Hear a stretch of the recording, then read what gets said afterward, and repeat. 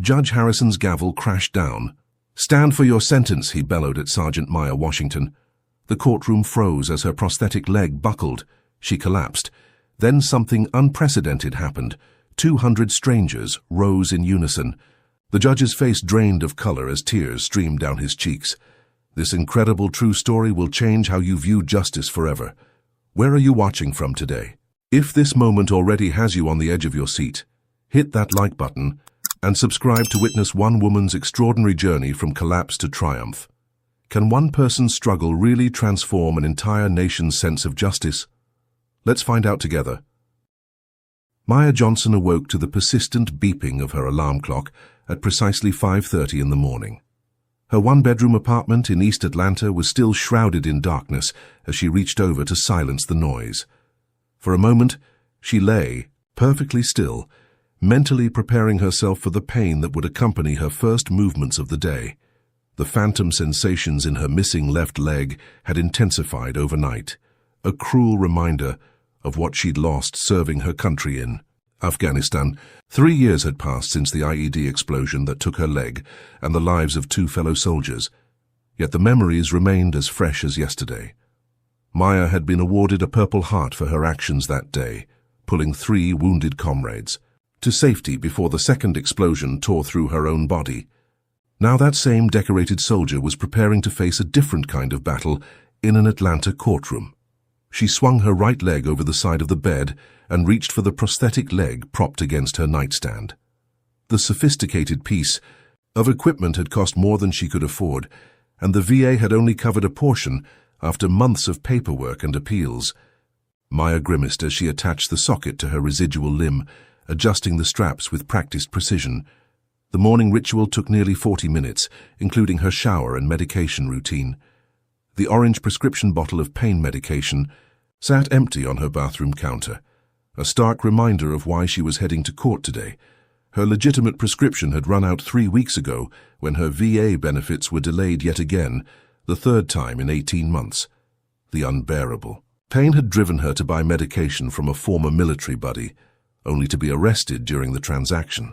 As Maya dressed in her only pantsuit, carefully selected to cover her prosthetic leg while looking respectable, her phone buzzed with a text message. It was her best friend, Tanisha, letting her know she was 5 minutes away. Maya applied minimal makeup, trying to conceal the dark circles under her eyes from another night of PTSD-induced insomnia. She pinned her natural hair back neatly, knowing that appearance could make a difference in court. Black women were judged more harshly on their appearance, a lesson her mother had instilled in her from childhood. Tanisha's car horn sounded from outside, and Maya took one final look in the mirror. "You survived a war," she whispered to herself. "You can survive this too." The apartment building's elevator was out of service again, forcing Maya to navigate 4 flights of stairs with her prosthetic leg. Each step sent shocks of pain through her residual limb and back. By the time she reached Tanisha's waiting car, a light sheen of sweat covered her forehead despite the cool October morning. "You look good, girl," Tanisha said encouragingly as Maya lowered herself into the passenger seat. "But you need to know something before we get there." She hesitated, hands gripping the steering wheel tightly. "Judge William Harrison is presiding over your case." Maya's stomach tightened at the name. Judge Harrison's reputation preceded him, particularly among the black community in Atlanta. His harsh sentences for black defendants, compared to his lenient treatment of white offenders with similar charges, had earned him the nickname the Hammer. "Are you serious?" "My lawyer didn't tell me that," Maya said, feeling a new wave of anxiety wash over her. "David Cohen, that overworked public defender barely knows your name, much less cares about your case," Tanisha replied with undisguised contempt. As they drove toward downtown Atlanta, Maya stared out the window, her mind drifting back to Afghanistan. The dust and heat, the constant vigilance, the brotherhood and sisterhood forged in danger. Despite the discrimination she'd faced as both a woman and a black soldier, the military had given her purpose and structure. Since her medical discharge, that purpose had been replaced by an endless cycle of pain, bureaucracy and depression. Arriving at the courthouse, Maya was immediately aware of the stairs. Some people looked with pity at her visible limp, others with judgment, as if trying to determine what crime she might have committed. Tanisha squeezed her hand before departing, unable to miss more work to stay for the proceedings. The security checkpoint presented the first indignity of the day. Officer Raymond Jenkins, a white bailiff with a military-style haircut and cold eyes, looked at her prosthetic with suspicion. "You'll need to go through again," he said after her first pass. Through the metal detector triggered the alarm. "I have a prosthetic leg," Maya explained calmly, having dealt with this situation countless times before. "I'll need to see that," Jenkins replied. "It might contain contraband." Several people in line watched as Maya was forced to partially remove her prosthetic for inspection, her face burning with humiliation. By the time she entered the courtroom, her attorney David Cohen was already there, his attention focused on his smartphone. He barely looked up as she approached, offering a distracted handshake and a cursory review of her case. "Just plead guilty, express remorse and hope for the best," he advised, his attention already drifting to another client. "But I was only trying to manage my pain because the VA—" "Judge Harrison doesn't care about excuses," Cohen interrupted. "Trust me, I've been before him hundreds of times. Your service record won't matter to him, especially with a drug charge." Maya took a seat in the gallery, watching as other cases were called before hers. The pattern was impossible to miss. White defendants received patient hearings, consideration of extenuating circumstances, and often probation or reduced sentences. When defendants of color appeared, Harrison's demeanor changed. Subtly, his questions became more curt, his expressions more severe, his sentences invariably harsher. The prosecutor, a sharp-featured woman named Angela Williams, seemed to take her cues from the judge, arguing more aggressively against black and brown defendants. As Maya waited, the weight of injustice settled on her shoulders, alongside the constant physical pain. She had served her country with distinction, sacrificing her health and mobility, only to be treated like a common criminal for trying to manage the pain from her service-related injury. The irony was bitter. Maya shifted uncomfortably in her seat, adjusting her prosthetic as discreetly as possible.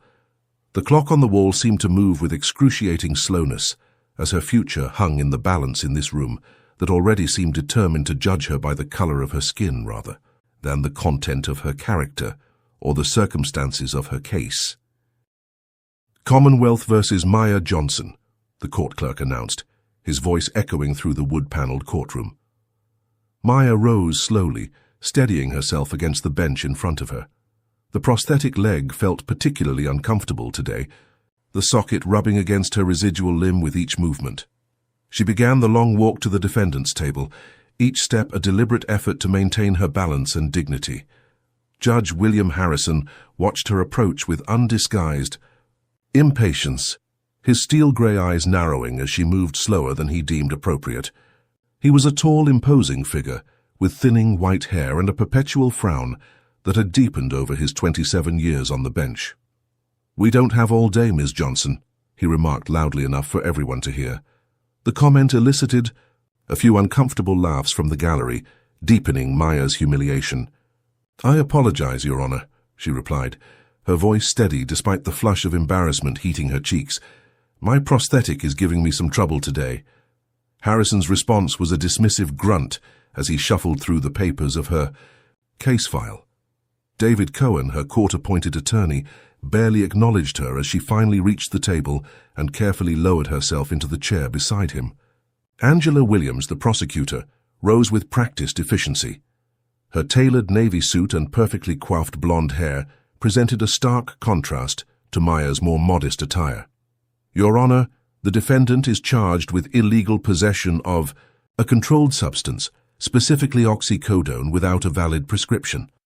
This is a Class D felony, carrying a penalty of up to 3 years imprisonment." Williams spoke with the confidence of someone who knew she had the judge's favor. "The facts are straightforward.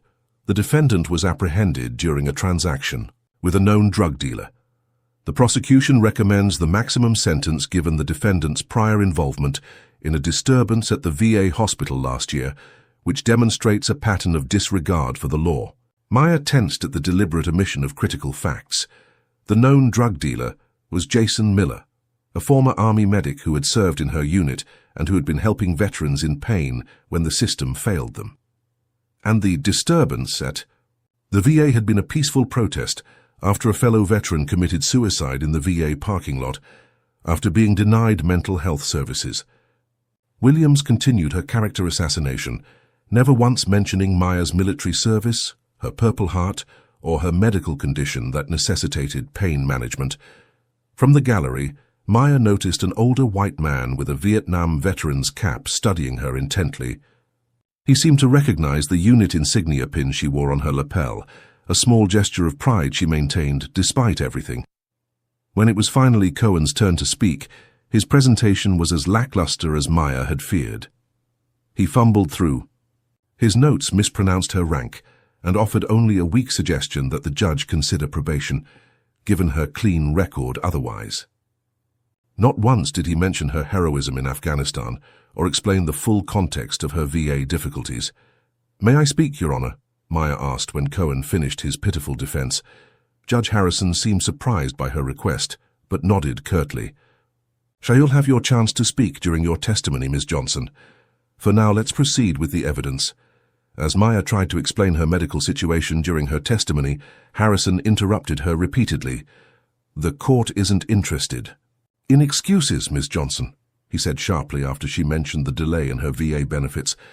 "The law doesn't make exceptions based on personal circumstances." From her position at the stenography machine, Jessica Simmons, a young black woman serving as court reporter, caught Maya's eye momentarily. In that brief exchange of glances, Maya felt a flash of understanding and silent support. The prosecutor approached the bench with a manila folder. "Your Honor, I'd like to introduce evidence regarding the defendant's prior arrest," Williams announced, producing photographs of the VA protest. "This demonstrates the defendant's tendency toward violent behavior." "Objection!" Maya couldn't stop herself from exclaiming. "That was a peaceful protest for better veteran care after Bobby Williams killed himself." Harrison's gavel came down hard. "You will speak only when addressed directly, Ms. Johnson. Another outburst like that, and I'll hold you in contempt." He turned to her attorney. "Mr. Cohen, control your client." Cohen placed a restraining hand on Maya's arm, whispering harshly, "Don't make this worse for yourself." The prosecutor displayed photographs selectively chosen to make the protest appear more confrontational than it had been. In one image, Maya appeared to be shouting aggressively, though in reality she had been leading a chant of care for those who served. The context was deliberately stripped away, leaving only the impression of an angry black woman causing trouble. As the day wore on, Maya's pain increased exponentially. The stress, the prolonged sitting followed by standing, and the emotional toll of being misrepresented wore her down physically and mentally. By late afternoon, Judge Harrison finally called an end to the day's proceedings. "We'll reconvene tomorrow morning for sentencing," he announced. "The defendant will remain released on bail until that time."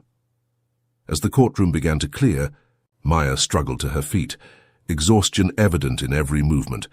The Vietnam veteran who had been watching approached her slowly, respectfully maintaining some distance.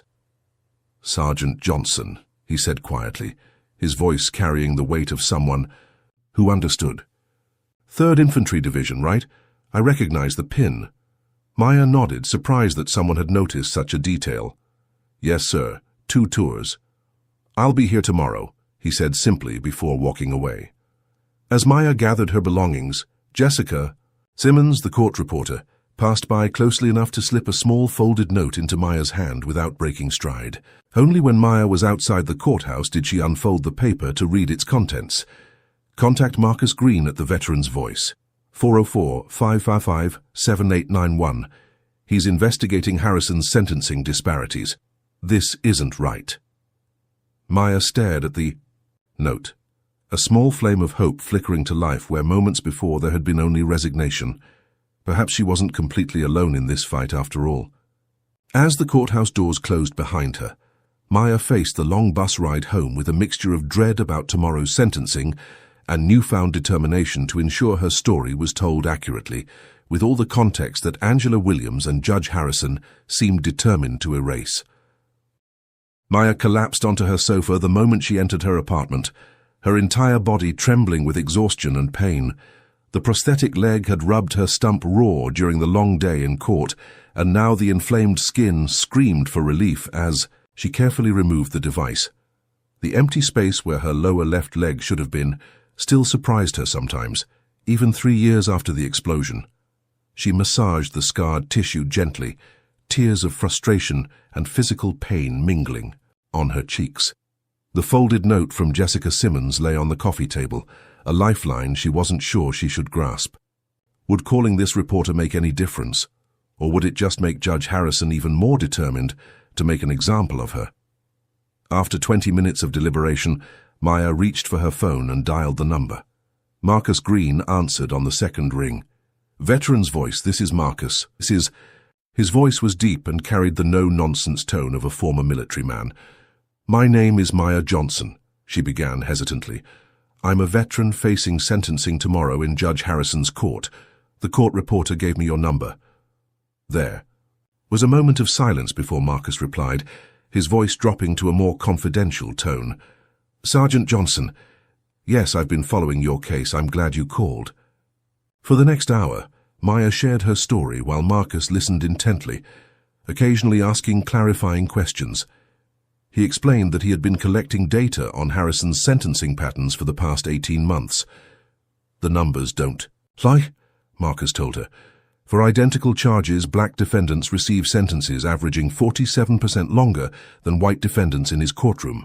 For veterans specifically, white veterans receive probation 78% of the time for first offenses, while black veterans are incarcerated 64% of the time. The statistics confirmed what Maya had observed that morning, but hearing them quantified made her stomach churn. I'm planning to publish an article about this tomorrow morning, Marcus continued. I can't promise it will influence your sentencing, but it might create enough public awareness to help with an appeal if necessary. After ending the call with Marcus, Maya sat in silence, her mind drifting back to her childhood in Riverside, a predominantly white suburb where her parents had moved hoping to give her and her brother Darius better educational opportunities. She remembered being 7 years old, proudly wearing her new school uniform on the first day, only to have a white classmate ask why her skin was dirty. She recalled being 12 and having a teacher express surprise at her high test scores, suggesting perhaps she should be retested just to be sure. At 16, she was followed around stores by security guards, while her white friends shopped unbothered. These accumulated experiences had shaped her decision to join the military at 18.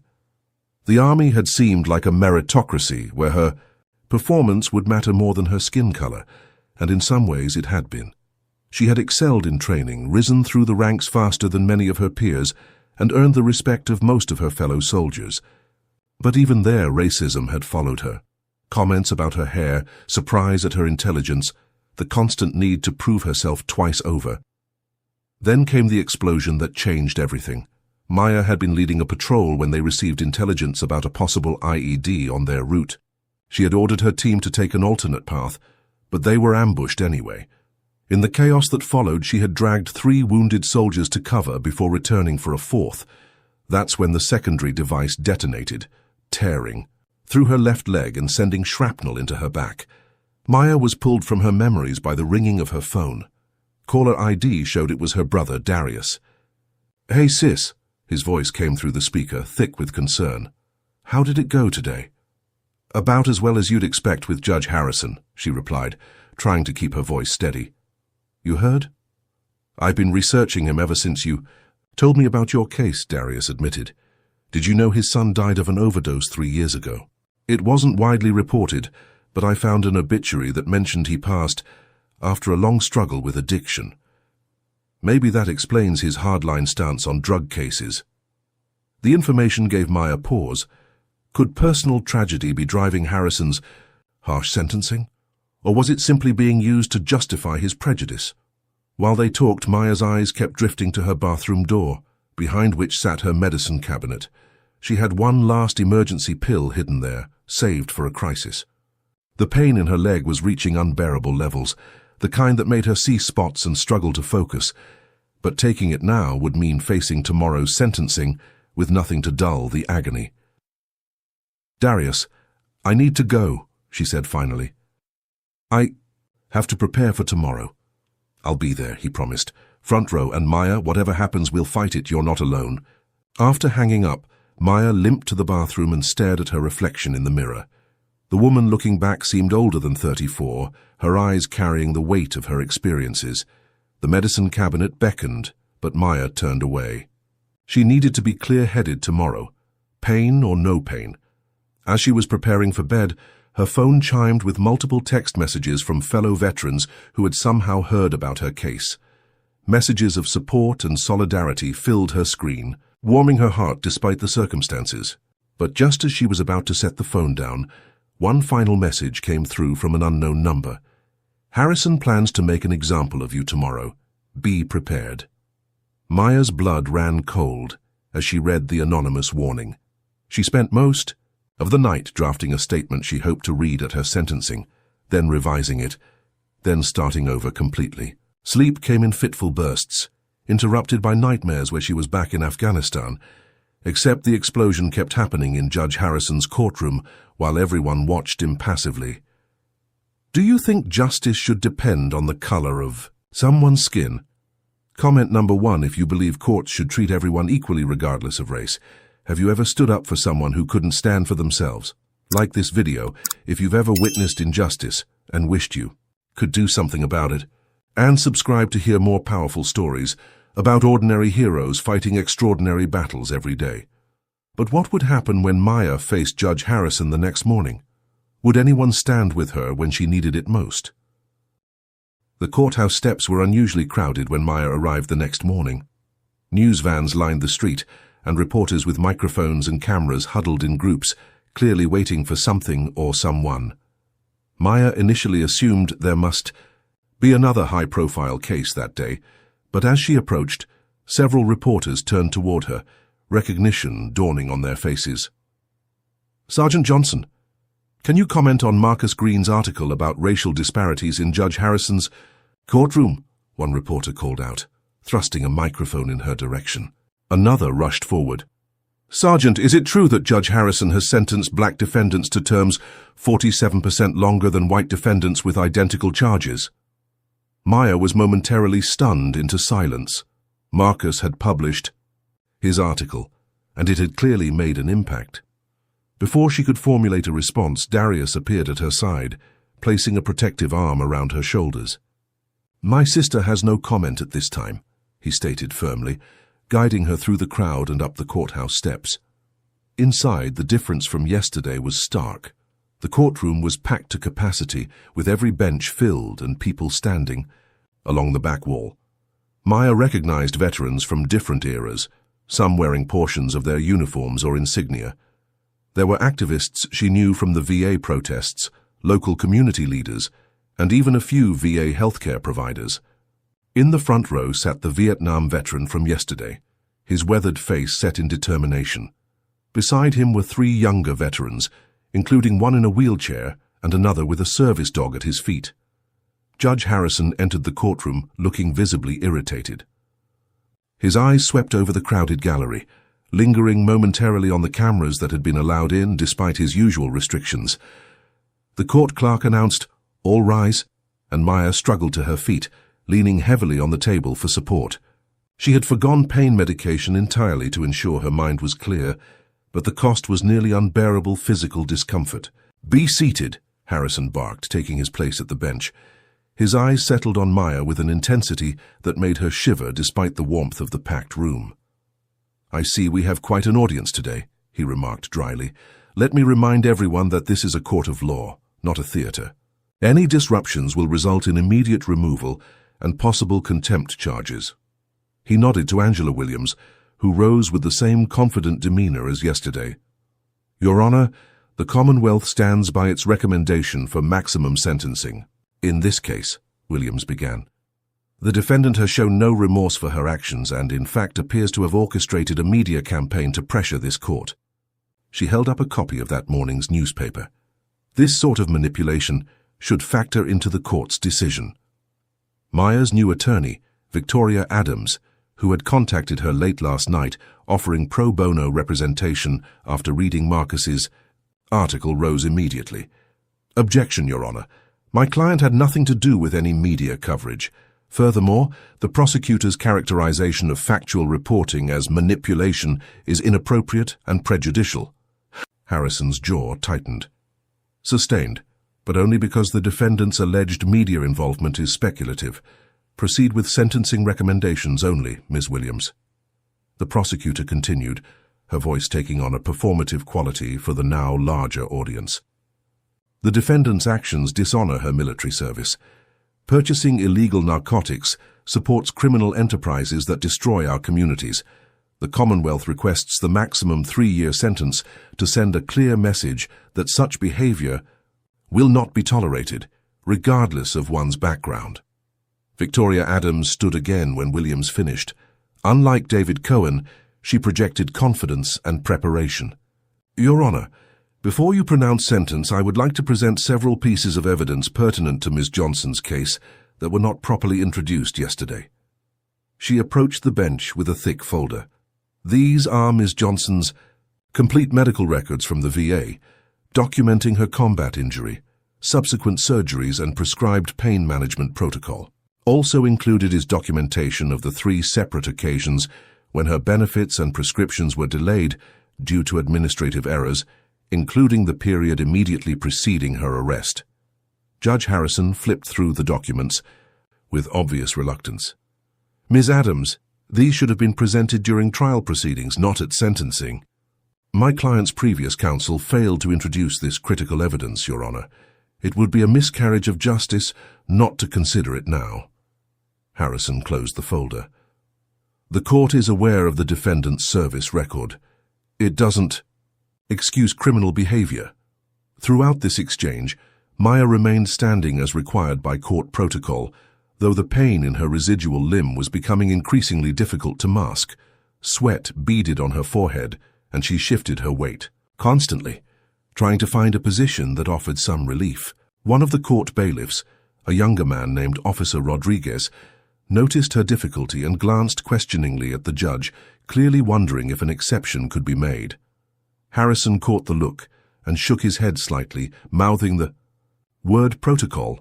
The message was clear: no special treatment. The morning dragged on as Victoria presented character witnesses who hadn't been called during yesterday's proceedings. Fellow soldiers testified to Maya's courage under fire. A VA doctor spoke about the challenges wounded veterans faced in receiving consistent care. Throughout it all, Harrison maintained a stony expression, occasionally checking his watch or writing brief notes. When Maya was finally permitted to speak on her own behalf, she pulled out the statement she had carefully prepared. "Your Honor," she began, her voice steady despite her physical discomfort, "I stand before you today not to make excuses, but to provide context that I believe is relevant to my case." Harrison immediately interrupted. "Ms. Johnson, the time for evidence and context was during trial. This is your opportunity to express remorse and accept responsibility for your actions." Maya tried again. "I am trying to explain the circumstances." "The circumstances do not change the law, Ms. Johnson." Harrison cut her off again. "Did you or did you not possess a controlled substance without a valid prescription?" Maya felt a surge of frustration.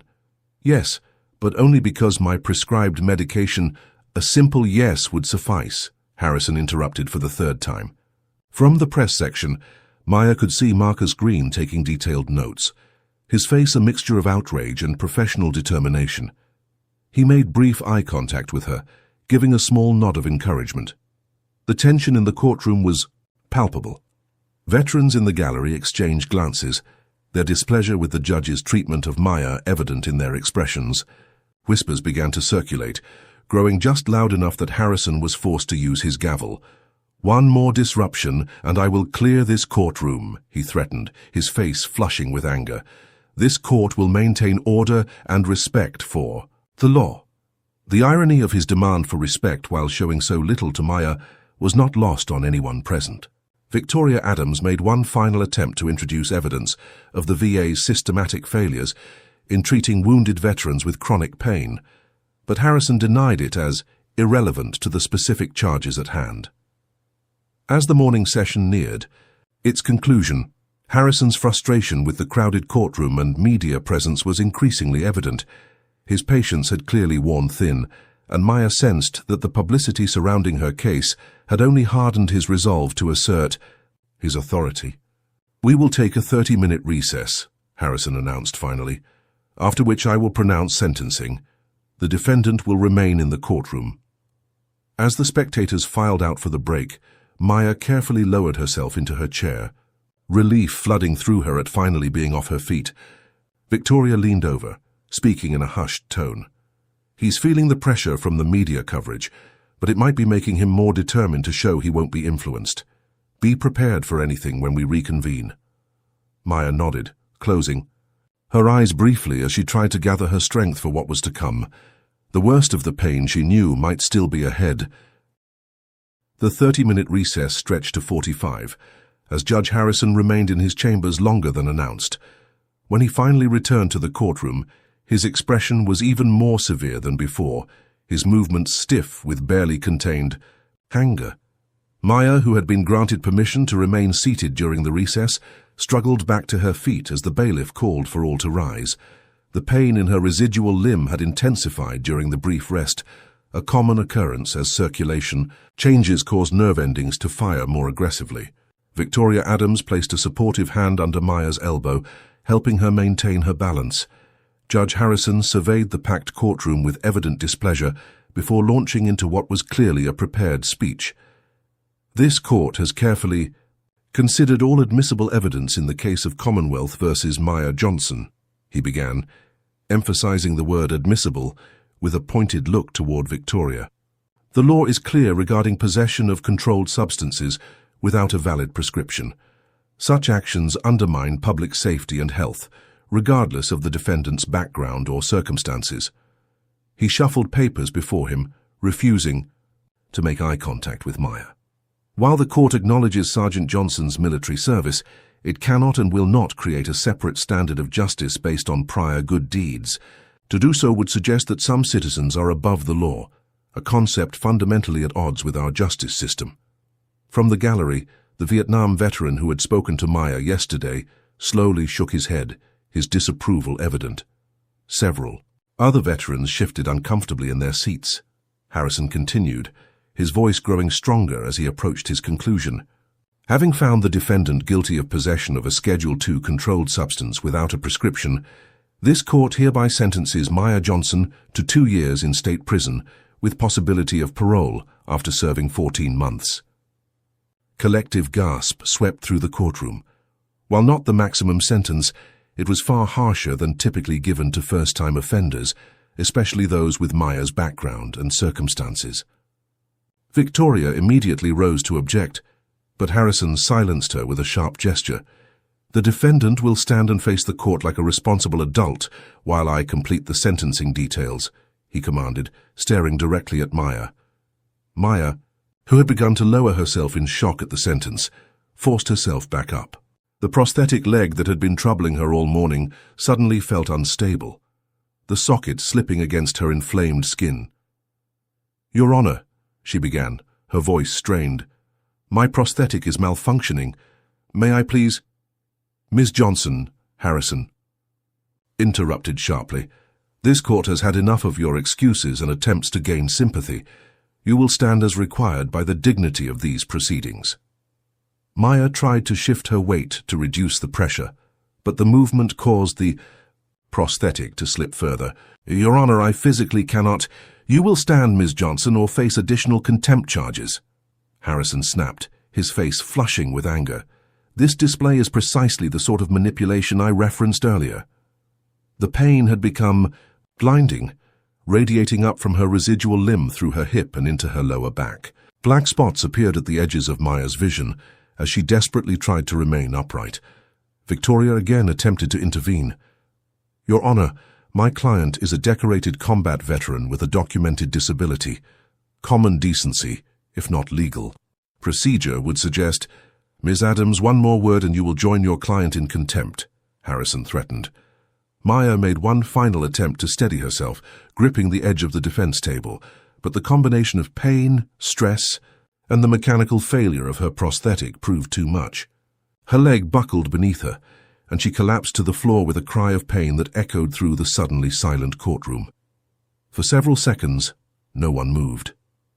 Judge Harrison stared down from his bench, his expression transitioning from anger to uncertainty as Maya remained on the floor, unable to rise. Then from the back of the courtroom a movement began. Samuel Wilson, the 70-year-old Vietnam veteran who had spoken to Maya earlier, slowly pushed himself to his feet. His voice, though aged, carried clearly through the silent room. "I stand for Sergeant Johnson," he announced firmly, his weathered face set in dignified defiance. Before Harrison could respond, another veteran rose 2 rows ahead. "I stand for Sergeant Johnson," he echoed. Then another stood and another. Like a wave moving through the gallery, people began to rise, each repeating the same phrase, "I stand for Sergeant Johnson." Victoria Adams stood next to Maya's crumpled form, her professional demeanor momentarily broken by evident emotion. "I stand for Sergeant Johnson," she stated, looking directly at Judge Harrison. Jessica Simmons, the court reporter who had slipped Maya the note, stood at her stenography machine. "I stand for Sergeant Johnson," she said, tears in her eyes. Marcus Green rose from the press section, his press badge visible. "I stand for Sergeant Johnson," he declared, notebook still in hand. Even David Cohen, Maya's original attorney who was observing from the back, eventually rose, shame and resolution mingling on his face. "I stand for Sergeant Johnson," he said quietly. Within moments, every person in the courtroom was standing, except for Judge Harrison and Maya herself. 200 people of various races, ages and backgrounds united in a silent protest against the injustice they were witnessing. Harrison's face drained of color. "Order!" he shouted, banging his gavel repeatedly. "I will have order in this court. Everyone sit down immediately or face contempt charges." But no one moved. The silent solidarity was more powerful than any shouted protest could have been. Officer Rodriguez, the young bailiff who had noticed Maya's struggle earlier, faced a moment of decision.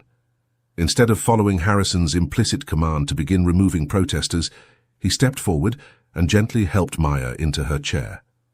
"Thank you, ma'am," he said softly, just loud enough for those nearby to hear, "for your service." Harrison seemed at a loss, his authority evaporating before his eyes. The court cameras, which he had reluctantly allowed for this high-profile case, were capturing everything. He could see the red recording lights, knew that this moment was already being broadcast beyond the courtroom walls. His hands trembled slightly as he set down his gavel. "This court will take a 1-hour recess," he finally announced, his voice lacking its usual confidence.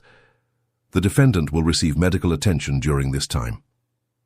As Harrison retreated to his chambers, the courtroom remained standing, a sea of solidarity surrounding Maya Johnson.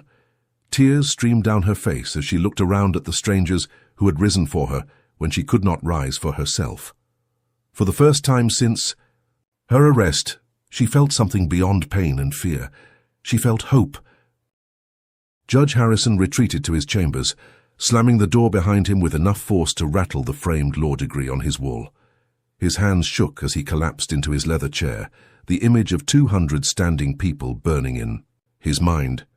Through the thin walls he could hear the continued commotion in the courtroom, the buzz of excited conversations, the unmistakable sound of media equipment being repositioned for better angles. What had begun as a routine drug sentencing had transformed into something entirely beyond his control. Meanwhile, the young bailiff, Officer Rodriguez, had called for medical assistance. 2 court-appointed paramedics helped Maya onto a stretcher, careful to handle her prosthetic leg with appropriate care. As they wheeled her through the gallery toward the exit, many of those still standing reached out to touch her shoulder or hand in silent support. "Thank you," Maya whispered repeatedly, overwhelmed by the unexpected display of solidarity. Outside the courthouse, the scene had transformed. What had been a modest media presence that morning was now a full-fledged media circus. News vans from every major network lined the street, reporters speaking urgently into cameras, the hashtag I Stand for Maya, already trending nationwide as footage from the courtroom made its way onto social media platforms. Victoria Adams addressed the press briefly as Maya was loaded into an ambulance. "What we witnessed today was both a failure of the justice system and a triumph of human compassion," she stated firmly. Sergeant Johnson served this country with distinction, nearly sacrificing her life to save her fellow soldiers. Today, strangers stood for her when she physically couldn't stand for herself. We hope Judge Harrison will reflect on this powerful moment and reconsider his approach to this case. At Atlanta Memorial Hospital, Maya was taken to a private room where doctors examined her residual limb, finding severe inflammation and pressure sores from the ill-fitting prosthetic. As medical staff treated her physical wounds, Maya's thoughts drifted back to Afghanistan, to the day that had changed her life forever. It had been a routine patrol near Kandahar, her unit tasked with clearing a route for a supply convoy. Maya had been cautious as always, following protocol for IED detection. When the first explosion hit the lead vehicle, chaos erupted immediately. Enemy fire came from multiple directions, pinning down her unit. Through the smoke and gunfire, Maya had heard the screams of her injured comrades. Without hesitation, she had moved forward, dragging Staff Sergeant Reynolds to cover first, then returning for Specialist Alvarez. On her third rescue attempt, retrieving Private First Class Thompson, enemy fire had intensified. Maya had covered Thompson's body with her own as bullets tore through the air around them.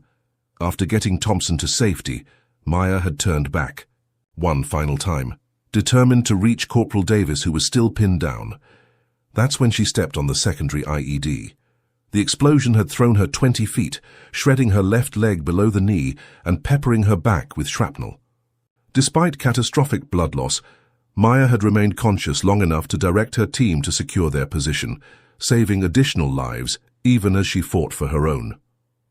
The memories were interrupted by a knock at her hospital room door.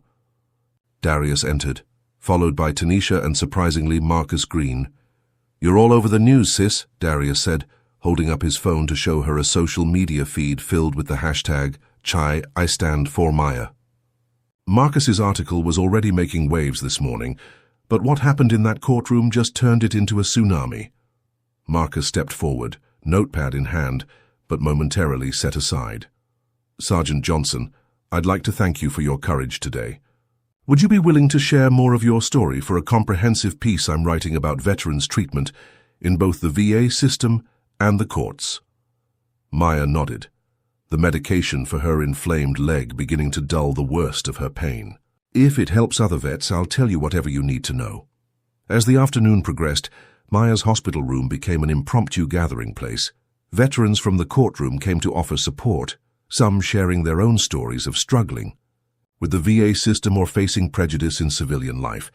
By evening, the hospital administration had been forced to assign security to manage the flow of visitors and keep media at bay. Meanwhile, Marcus's comprehensive article hit the internet, detailing not only Maya's case, but presenting damning statistics about Judge Harrison's history of racial bias in sentencing. The piece included interviews with former defendants, court employees who requested anonymity, and legal experts who expressed concern about the pattern of disparities. Within hours, the State Bar Association announced an investigation into Harrison's judicial conduct, and the Chief Justice of the State Supreme Court issued a statement expressing concern about the allegations. Outside the courthouse, Darius had organized an impromptu rally, with hundreds of veterans, activists, and ordinary citizens gathering with hastily made signs bearing slogans like "I Stand for Maya" and "Justice Shouldn't See Color." The crowd included people from all walks of life, united in their outrage over Maya's treatment. In his chambers, Judge Harrison sat alone, watching the news coverage on his computer with growing dismay. His phone rang incessantly with calls from colleagues, the Chief Justice, and reporters seeking comment. He had declined them all, frozen in indecision for perhaps the first time in his judicial career. His eyes kept returning to the footage of the courtroom, to the moment when the old Vietnam veteran had first stood and others had followed. There was something about that moment that had pierced through his carefully constructed judicial persona, touching something he had thought long buried. By late afternoon, Angela Williams, the prosecutor who had argued so vigorously for Maya's maximum sentence, approached Victoria Adams in the hospital corridor. "We need to talk," she said quietly, glancing around to ensure they weren't overheard. "The district attorney is concerned about how this case is being perceived. There might be room for a deal." Victoria's expression remained professionally neutral, but her eyes flashed with triumph. "Any deal would need to include complete dismissal of charges, given the circumstances," she replied, "and an acknowledgement of the systemic failures that led to this situation." Williams nodded reluctantly. "I'll take it to the DA. This has become bigger than one case." As evening fell, reports began coming in of veterans traveling to Atlanta from across the country, planning to attend whatever further court proceedings might occur in Maya's case. A veterans motorcycle club from Tennessee announced they would ride in convoy to show support. Military family organizations issued statements of solidarity. The first night after the courtroom protest ended, with Maya watching the news coverage from her hospital bed, surrounded by friends and newfound allies. For the first time since losing her leg, she felt something beyond her physical pain and personal struggles. She was part of something larger, a movement sparked by her individual experience but now growing beyond her. "I never wanted to be a symbol," she said quietly to Darius as the others had stepped out. "I just wanted my pain medication and to be left alone." Darius squeezed her hand. "Sometimes we don't choose our battles, sis. Sometimes they choose us. What would you do if you witnessed injustice in a courtroom? Comment number 1 if you would have the courage to stand up like those people did for Maya. Have you ever been judged unfairly based on your appearance rather than your character? Like this video if you believe in fighting for true equality in our justice system. And don't forget to subscribe for more powerful true stories that expose the realities many face every day. But how would Judge Harrison respond to the growing pressure? Would the system that had failed Maya so many times finally be forced to change? 3 days after the courtroom protest, Maya Johnson returned to the county courthouse, this time with a borrowed wheelchair. Her medical team had advised against using her prosthetic leg until the inflammation subsided, and she had reluctantly agreed. Victoria Adams pushed the wheelchair up the now familiar courthouse ramp, navigating through an even larger crowd of supporters and media than before. The scene inside was transformed from Maya's previous appearances. The gallery was filled to capacity again, but the atmosphere held a different energy. Veterans wearing portions of their uniforms or service insignias occupied most of the front rows. National media representatives sat with cameras and notepads ready. Even the court staff moved with heightened awareness, conscious of the spotlight, now shining on their previously unremarkable courtroom. At precisely 9 o'clock, the bailiff called for all to rise as Judge William Harrison entered. The judge appeared markedly different from 3 days earlier. His normally impeccable appearance showed subtle signs of strain, his tie slightly askew, dark circles under his eyes suggesting sleepless nights, his movements less assured than his usual confident stride. As he took his seat and surveyed the packed courtroom, his gaze briefly met Maya's before quickly shifting away. "Be seated," he instructed, his voice lacking its customary authority. Victoria Adams remained standing. "Your Honor, before proceedings begin, I move for immediate dismissal of all charges against Sergeant Johnson based on evidence of systematic failures in the VA healthcare system that directly contributed to the circumstances of her arrest, as well as concerns about potential judicial bias that may have influenced earlier proceedings." Harrison's jaw tightened almost imperceptibly. "Ms. Adams, such motions should be filed in writing with appropriate notice to the prosecution."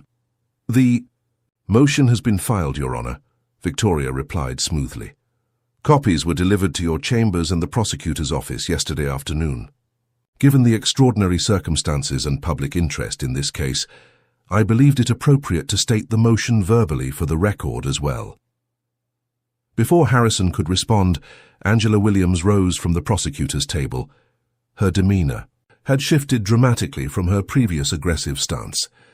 "Your Honor, in light of new evidence and considerations brought to the district attorney's attention, the Commonwealth wishes to offer a revised plea agreement to the defendant." Harrison's surprise was evident. "Approach the bench. Both of you," he ordered. As Victoria and Angela conferred with the judge in hushed tones, Maya observed the subtle power dynamics at play. Harrison's body language suggested resistance, but also resignation. Angela appeared uncomfortable but determined. Victoria maintained the confident posture of someone holding a winning hand. After several minutes, the attorneys returned to their respective tables. Harrison cleared his throat. "The court understands that the prosecution wishes to offer a substantially revised plea agreement that would include no jail time and the possibility of eventual expungement. Is that correct, Ms. Williams?" Angela stood. "Yes, Your Honor." "The Commonwealth is offering probation with community service at veterans organizations, and successful completion would result in the charges being eligible for expungement after 12 months. Victoria turned to Maya, who shook her head firmly. Victoria then addressed the court. "Your Honor, my client respectfully declines the offered plea agreement.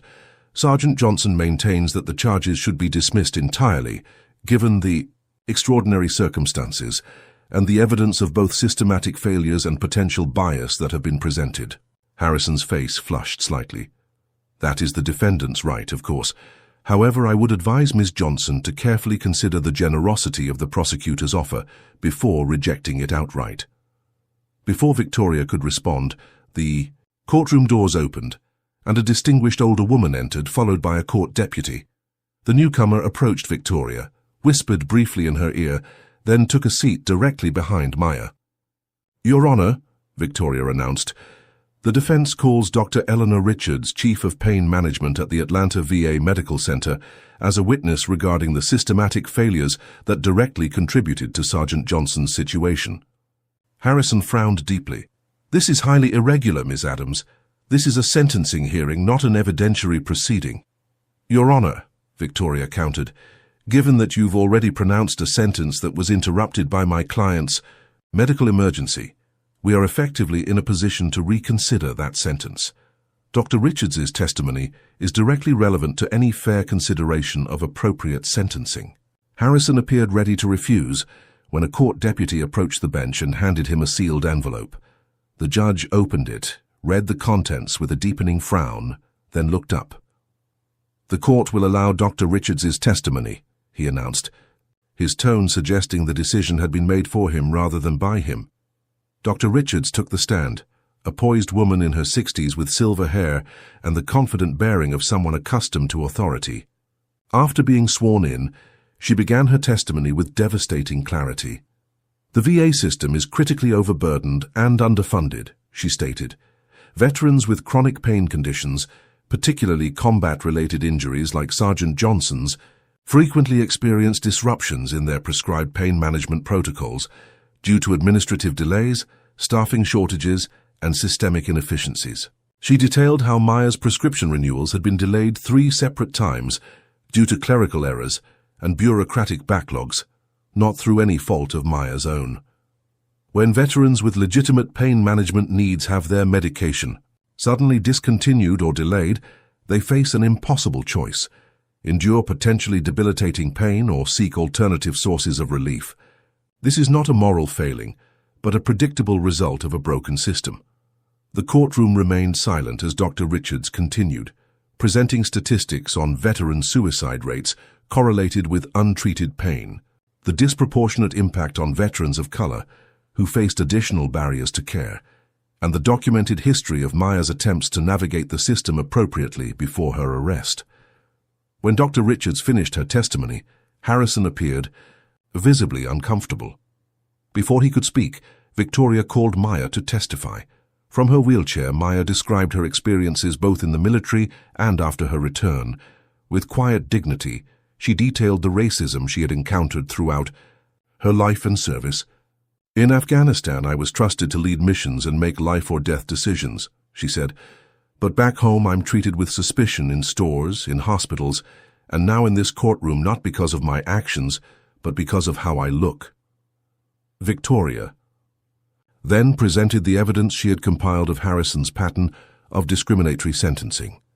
Using data from Marcus Green's research and additional court records, She demonstrated that Harrison had sentenced black defendants to terms averaging 47% longer than white defendants for identical charges over the past 5 years. For veterans specifically, the disparity was even more striking. As Victoria presented chart after chart, Harrison's expression grew increasingly stony. When she finished, the courtroom remained silent, the weight of the evidence hanging in the air. Harrison appeared ready to speak when the courtroom doors opened once more, and the chief judge of the district court entered. A murmur ran through the gallery as the senior jurist took a seat in the back row, his presence an unprecedented intervention in another judge's courtroom. Harrison paled slightly at the sight of his superior. After a moment of visible internal struggle, he spoke. "In light of the testimony and evidence presented today, this court will take the matter under advisement. We will reconvene tomorrow morning at 9 o'clock for my decision." He rose abruptly and exited the courtroom, his usual measured pace replaced by hasty steps. As the crowd began to disperse, Maya found herself surrounded by supporters. The Vietnam veteran who had first stood for her, now identified as Samuel Wilson, a former Marine Corps sergeant, shook her hand. "You're fighting for all of us," he told her quietly. "Not just for yourself." Marcus approached with his notepad. "The chief judge's appearance is unprecedented," he explained. "Sources tell me the entire district is in turmoil over this case. Harrison is facing not just public pressure, but institutional pressure as well."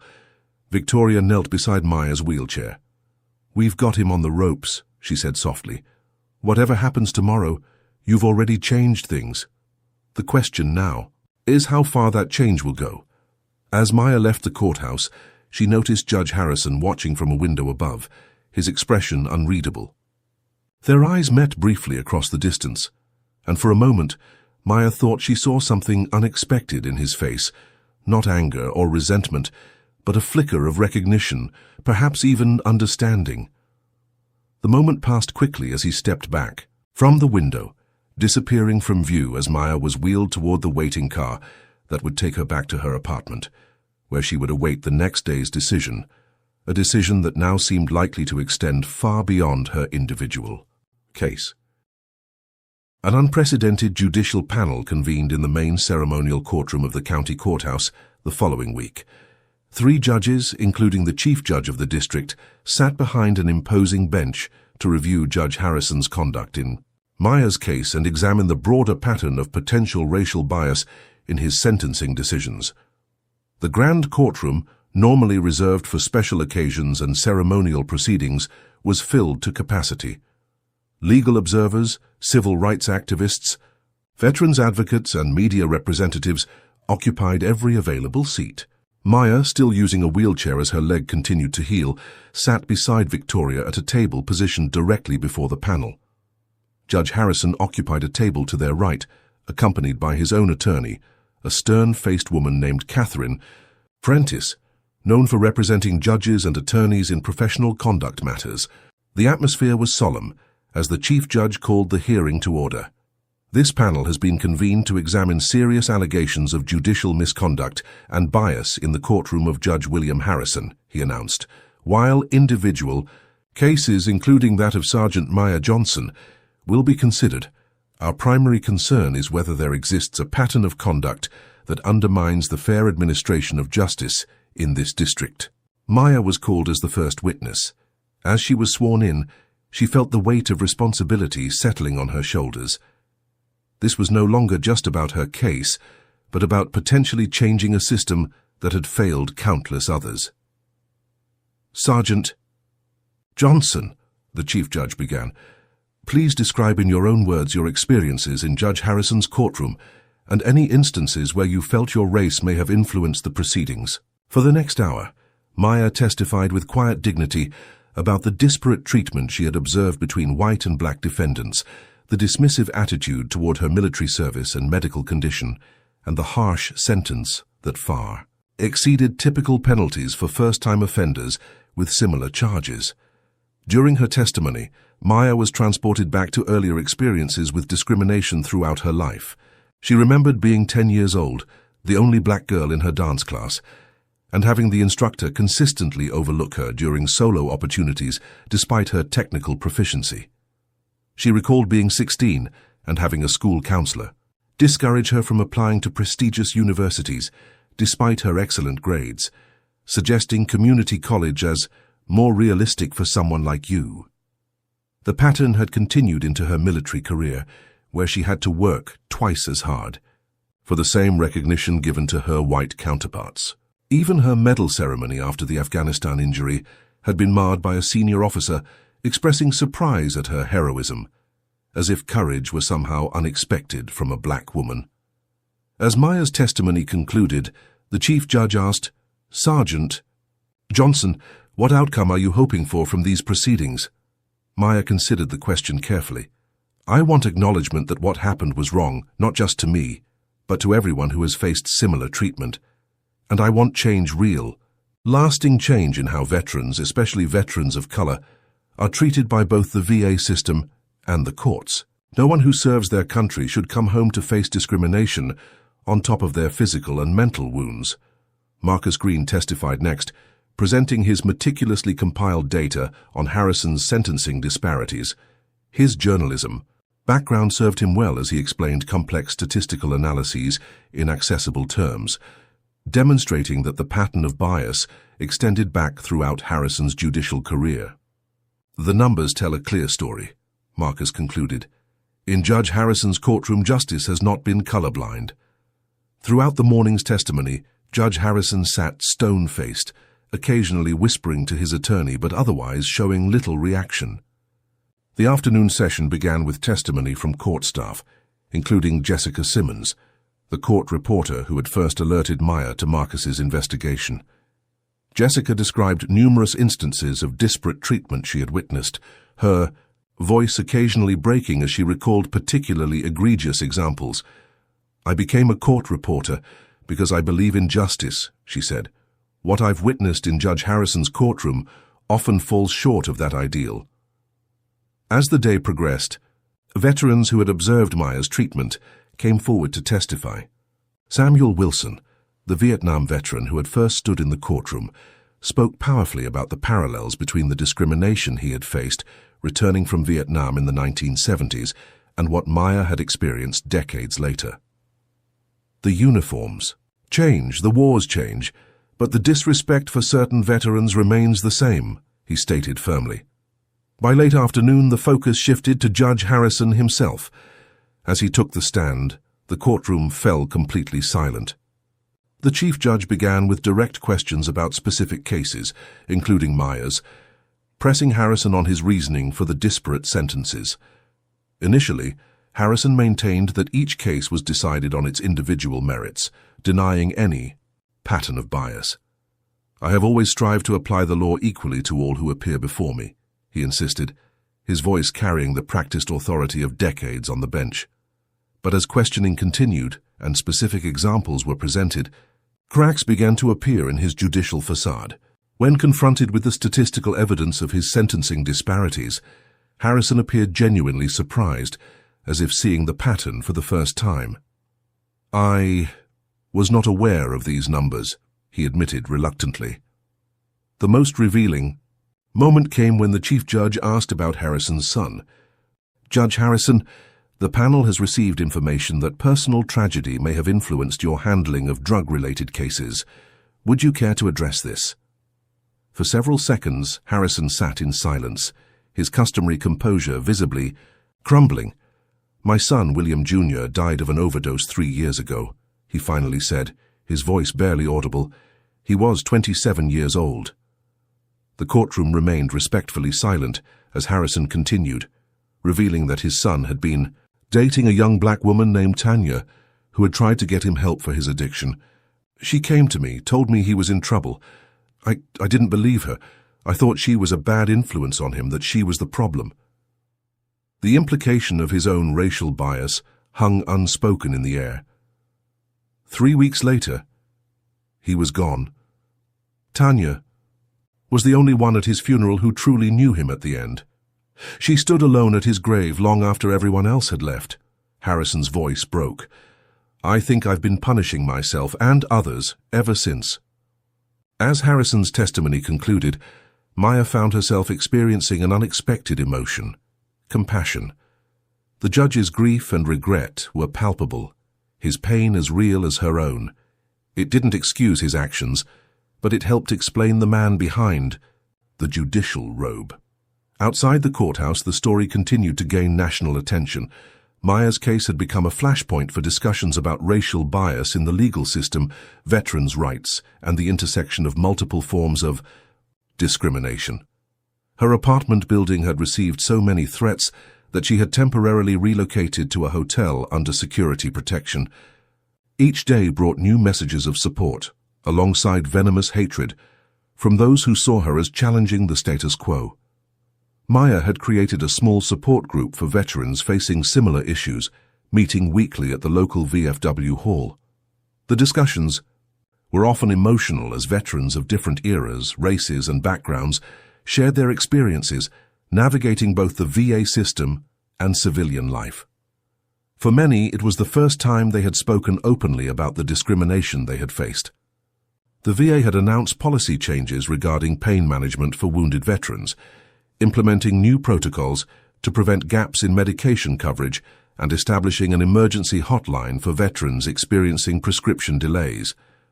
Dr. Richards had been appointed to lead a task force examining systemic improvements. Meanwhile, Maya confronted her own demons. With proper medical support, she began addressing her dependence on pain medication, working with specialists to develop alternative management strategies. The process was difficult, with physical and emotional withdrawal symptoms compounding her constant pain, but she persevered with the support of her growing community. The judicial review concluded on its third day with powerful closing statements from all parties. Judge Harrison's attorney argued that while mistakes may have been made in individual cases, they reflected unconscious biases present throughout society rather than deliberate discrimination. Victoria countered that the justice system must be held to a higher standard precisely because such biases exist. The scales of justice must be balanced with particular care when society itself is unbalanced, she argued.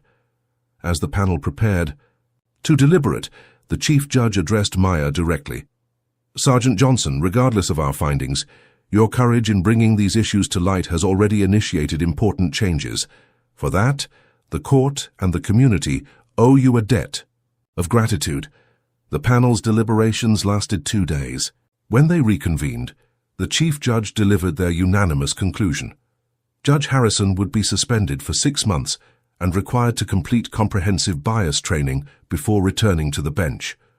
All his sentencing decisions from the past 5 years would be reviewed for potential reconsideration. Most importantly for Maya, all charges against her were dismissed with prejudice, meaning they could never be refiled. As Maya left the courthouse after the announcement, she reflected on the mixed nature of the outcome.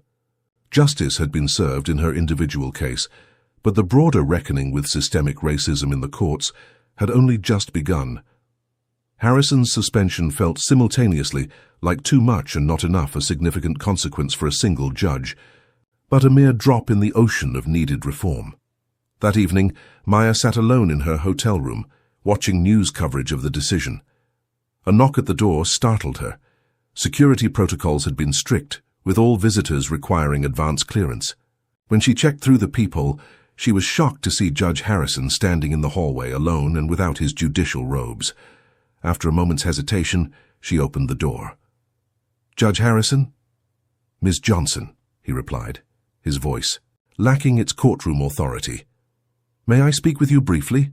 The conversation that would follow would change both their lives in ways neither could have anticipated, setting the stage for the final chapter of their intertwined journey. 6 months after the judicial panel's decision, Maya Johnson ascended the steps of the Capitol building in Washington, D.C., walking slowly but steadily with her new advanced prosthetic leg. The morning sun glinted off the dome above as she paused, momentarily taking in the significance of the moment. Inside, she would testify before the Congressional Committee on Veterans Affairs and the Judiciary Committee in a joint session examining racial disparities in both veteran care and the justice system. Darius walked beside her, occasionally offering his arm for support, though Maya rarely needed it now. Her physical therapy had progressed remarkably, and the improved prosthetic funded through a special VA program created in the wake of her case had restored much of her mobility. They passed through security and were escorted to the hearing room, already filled with committee members, media representatives, and observers. Maya recognized many faces from the months of advocacy work that had followed her case. Veterans who had shared their stories, activists who had amplified their voices, and medical professionals pushing for systemic reform. Victoria Adams waited near the witness table, reviewing her notes one final time. She greeted Maya with a warm embrace. "Ready to make history again?" she asked with a smile. "As ready as I'll ever be," Maya replied, smoothing her navy blue blazer, the purple heart pin prominently displayed on her lapel. As they took their seats, Maya noticed William Harrison slip quietly into the back row of the gallery. No longer a judge, he wore a simple grey suit instead of judicial robes. Their eyes met briefly across the crowded room, an unspoken acknowledgement passing between them. The hearing began with opening statements from committee chairs, followed by testimony from policy experts and VA officials. When Maya's turn came, she approached the microphone with measured steps, her prosthetic leg no longer hidden, but worn, as a badge of her journey. "Good morning," she began, her voice clear and steady. "My name is Sergeant Maya Johnson. 3 years ago I lost my leg saving fellow soldiers in Afghanistan, but my greatest battle began when I came home." For the next 20 minutes, Maya testified about the intersecting challenges faced by veterans of color, the medical bureaucracy that failed to provide consistent care, the justice system that criminalized their attempts to manage pain, and the everyday discrimination that compounded their trauma. She offered specific policy recommendations, from VA reforms to judicial oversight mechanisms, each carefully developed with experts over the preceding months. The systems meant to support veterans and provide equal justice have too often failed those who look like me, she concluded. But I stand before you today not just to highlight problems, but to offer solutions, not just to share my pain, but to prevent others from experiencing the same, and I am not standing alone. As questions from committee members followed, Maya demonstrated the depth of knowledge she had developed as an advocate. What had begun as her personal nightmare had transformed into expertise that could now benefit others. She cited statistics, referenced relevant legislation, and shared stories from veterans she had met, each example strengthening her call for comprehensive reform. The hearing lasted nearly 3 hours. As it concluded, several committee members approached Maya personally, promising support for the proposed reforms. Journalists surrounded her as she exited, seeking additional comments for the national coverage the hearing would receive. Later that afternoon, Maya sat in a quiet corner of a cafe near the Capitol, finally alone with her thoughts. The adrenaline of the hearing had faded, leaving her physically tired but mentally energized. Her phone buzzed with a text from Victoria. "CNN covering your testimony at 5. You were brilliant." As Maya sipped her tea, she noticed William Harrison approaching her table. Unlike their first meeting 6 months ago, there was no tension in the encounter. "May I join you?" he asked quietly. Maya gestured to the empty chair across from her. Harrison had kept his promise from that night at her hotel room. After their emotional conversation, where he had offered a genuine apology and she had offered conditional forgiveness, he had resigned permanently from the bench rather than return. After his suspension, he had joined a judicial reform organization, using his insider knowledge to help identify and address systemic bias in the courts. "You were very compelling today," he said, his voice carrying respect where once there had been only judgment. "The VA reforms you propose, they're going to make a real difference."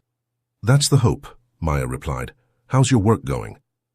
Harrison's expression softened slightly. "Challenging, necessary.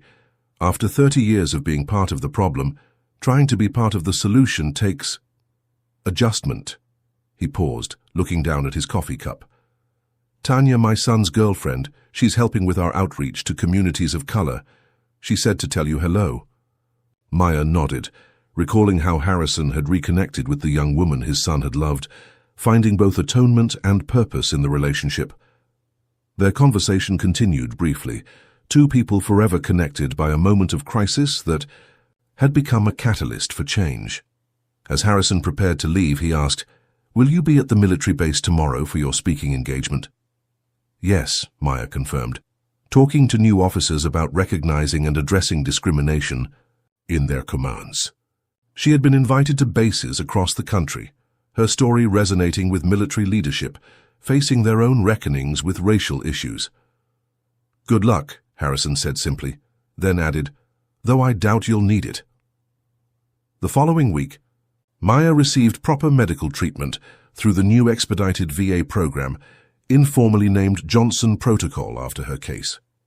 The comprehensive approach addressed not just her physical pain, but the PTSD and depression that had accompanied her transition to civilian life. With appropriate medication and therapy, Maya found herself sleeping through the night for the first time in years. The I Stand For You movement that had begun in that Atlanta courtroom had grown into a national force advocating for both veterans and racial justice. T-shirts, social media campaigns, and community organizations had adopted the phrase, applying it to various causes, while acknowledging its origins in Maya's story. 1 month after her congressional testimony, Maya returned to the same Atlanta courtroom where her case had begun. The room had been transformed for a special educational session for law students from universities across the state. As Maya entered, she walked confidently with her improved prosthetic, no longer feeling the need to hide her disability or minimize her pain. The new judge presiding over the court, Andrea Williams, a black female veteran appointed after a comprehensive review of the district's judicial selection process, greeted Maya warmly.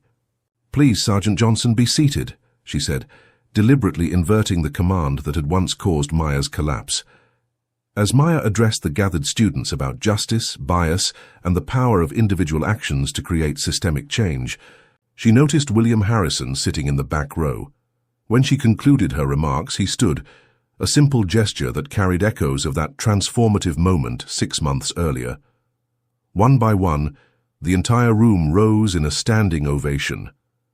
Tears pricked at Maya's eyes as she acknowledged the response. Later, as students and observers filed out, Maya helped another veteran who had been in the audience navigate the courthouse steps with his cane. "It gets easier," she assured him, supporting his elbow as he descended. "And you're not alone anymore." The man nodded gratefully. "Because of you," he said simply. As Maya watched him walk away, she reflected on the strange journey that had brought her to this moment. The pain remained physical pain from her injury, emotional pain from her experiences of discrimination, the ongoing challenges of navigating systems still resistant to change. But alongside the pain, something new had grown: purpose, community, and the knowledge that her suffering had created space for healing, not just for herself, but for countless others. The courthouse steps where she had once struggled alone were now the foundation for a movement larger than herself. Maya looked up at the building that had once represented her greatest defeat and now symbolized her most meaningful victory. Justice, she had learned, wasn't just found in courtrooms, but created by ordinary people willing to stand or unable to stand for what was right. What does true justice look like to you? Has Maya's story changed how you think about standing up for others? Comment below with your thoughts. If you believe everyone deserves equal treatment regardless of race, ability, or background, please like this video and share it with someone who needs to hear this message. And if you want to see more powerful stories of everyday heroes fighting for justice, subscribe to our channel. Thank you for joining Maya on this incredible journey from collapse to triumph. Remember, sometimes the most powerful thing we can do is stand for those who cannot stand for themselves. Maya Johnson's story teaches us that true justice requires both personal courage and collective action. When systems fail those they're meant to protect, change begins with individuals brave enough to stand for what's right. Maya's journey shows how discrimination operates on multiple levels, from everyday interactions to courtroom decisions, creating compounding barriers for people of color, especially those with disabilities. Judge Harrison's transformation reminds us that behind institutional racism often lie personal biases that can be confronted and changed through honest reckoning. The I Stand For You movement demonstrates how a single act of solidarity can spark nationwide momentum for reform. Perhaps most importantly, Maya's story reveals that justice isn't just found in courtrooms, but created in communities willing to support their most vulnerable members. By turning her personal pain into purposeful advocacy, Maya shows that our deepest wounds can become sources of our greatest strength. Her legacy isn't just legal reform, but a powerful reminder that sometimes the most important thing we can do is stand for those who cannot stand for themselves. What does true justice look like to you? Has Maya's story changed how you think about standing up against discrimination? Comment below with your thoughts or experiences. If you believe everyone deserves equal treatment regardless of race, ability, or background, please like this video and share it with someone who needs to hear this powerful message. And if you want to see more stories of everyday heroes fighting against injustice, subscribe to our channel and hit the notification bell. Thank you for witnessing Maya's incredible journey from victim to advocate. Remember, sometimes the smallest acts of solidarity can create the biggest waves of change.